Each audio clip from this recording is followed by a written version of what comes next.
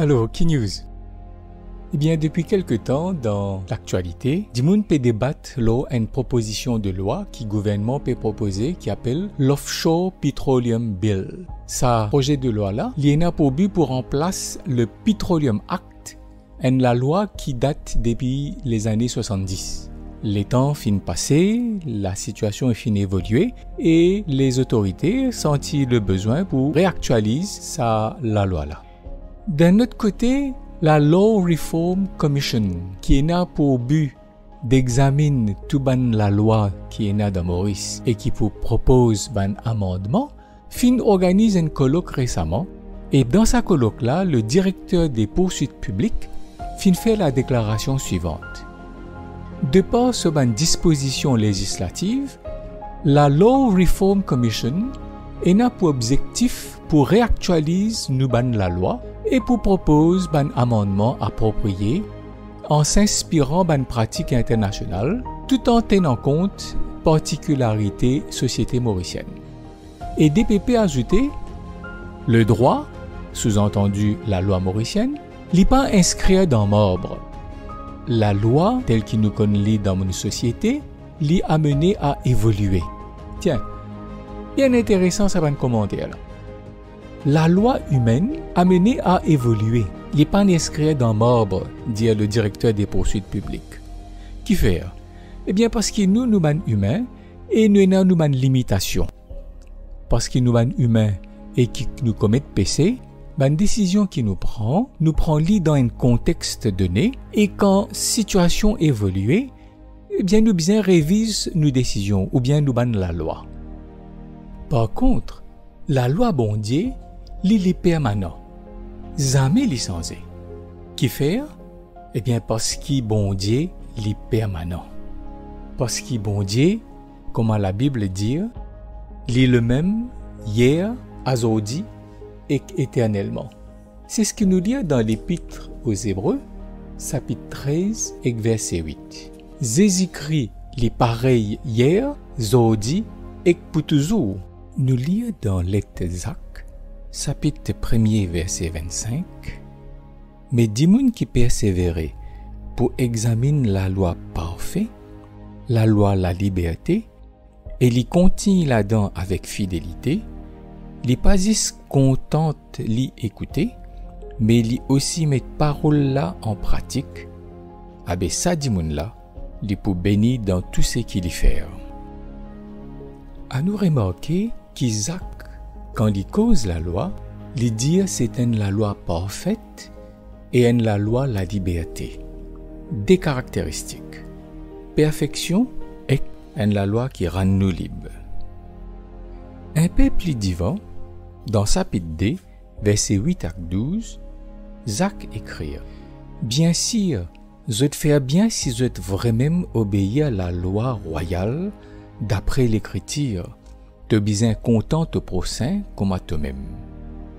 Mais si je te montrais discrimination, je te commets un péché et la loi pour condamner je comme un cassé à la loi. » Verset 10. Parce qu'il dit moun qui observe la loi, mais fait leur un simple petit détail, les pour coupable fait toute la loi. Dit moun qui dit de pas commettre l'adultère, dit aussi de pas faire crime. À ce terre-là, si tu pas commettre adultère, mais qui te fait crime, te fin casse la loi. Je te besoin causer et casir, comme a dit moun qui la loi pour ziser, la loi qui rend libre. À nous remarquer que dans ce passage-là, Zach cite un des commandements qu'il trouve dans 10 commandements. Les causes lors l'adultère, le crime par exemple. Donc quand Zach cause la loi, il cause les 10 commandements. Dans ce passage-là, Zach donne nous une troisième caractéristique la loi, il dit c'est la loi royale. Après, il rappelle nous deuxième caractéristique quand il dit c'est la loi qui rend nous libres.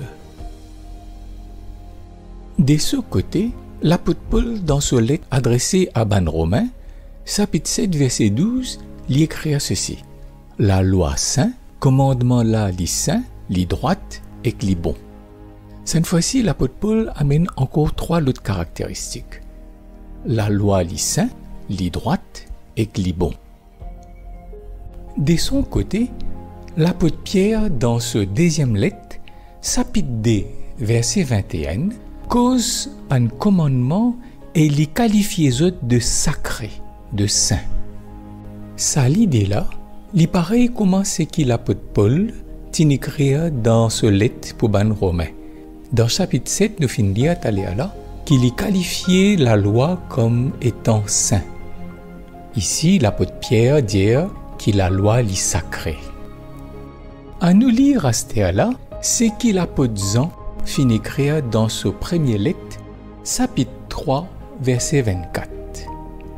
Dis moun qui obéit au commandement bon Dieu, li reste uni avec bon Dieu et bon Dieu pour présent dans lui.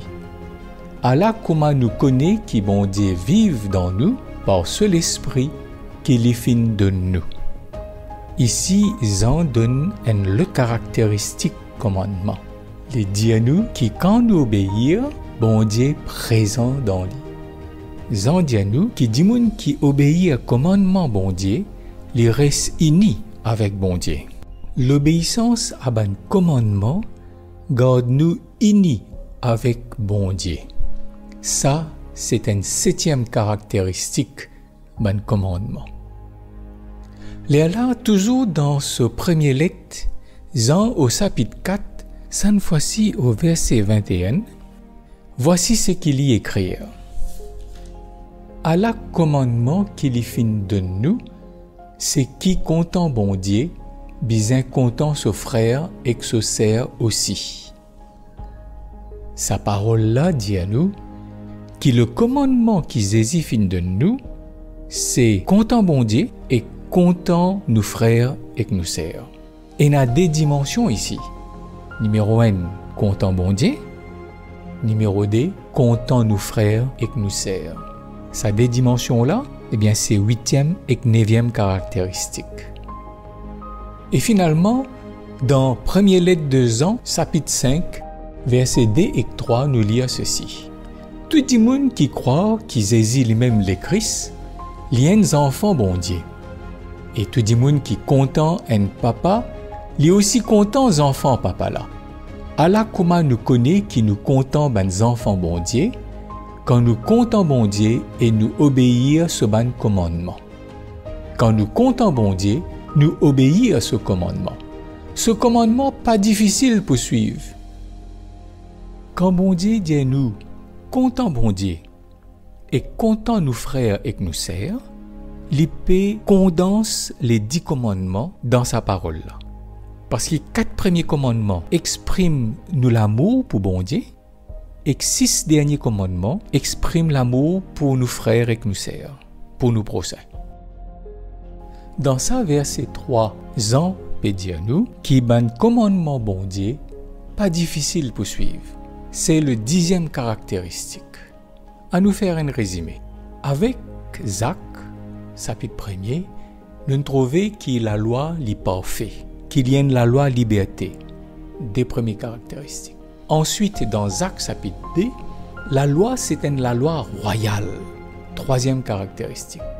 Dans Romains, chapitre 7, l'apôtre Paul dit la loi est sainte, les droite et les bon. Caractéristique numéro 4, les saints. Numéro 5, les droite. Et numéro 6, les bons. L'apôtre Pierre lui dit commandement les sacré. Il confirme ce que l'apôtre Paul dit que la loi là est sainte. C'est toujours caractéristique numéro 4.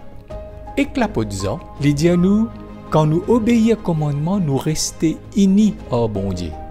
7e caractéristique. Et dans le chapitre 4 de ce premier lettre, Jean dit à nous comptons bon Dieu, comptons nos frères et que nous sert. 8e et 9e caractéristique. Et que finalement, dans Jean chapitre 5, verset 3, il dit à nous un commandement, n'est pas pénible. Je finis de remarquer qu'il nous finit toute une citation depuis dans le Nouveau Testament. Qu'il y l'apôtre Pierre, Jean, Paul, Jacques, qui fait nous tirer ça depuis dans le Nouveau Testament. Eh bien, parce qu'il y a une tendance qui croit qu'avant la croix, les 10 commandements étaient en vigueur. Après la croix, je n'ai plus en vigueur. C'est seulement les commandements d'amour. Mais les 10 commandements, c'est vraiment un commandement d'amour. Dans 4 premiers, nous démontrer l'amour pour bon Dieu, et que dans 6 derniers, nous démontrer l'amour pour nos prochains.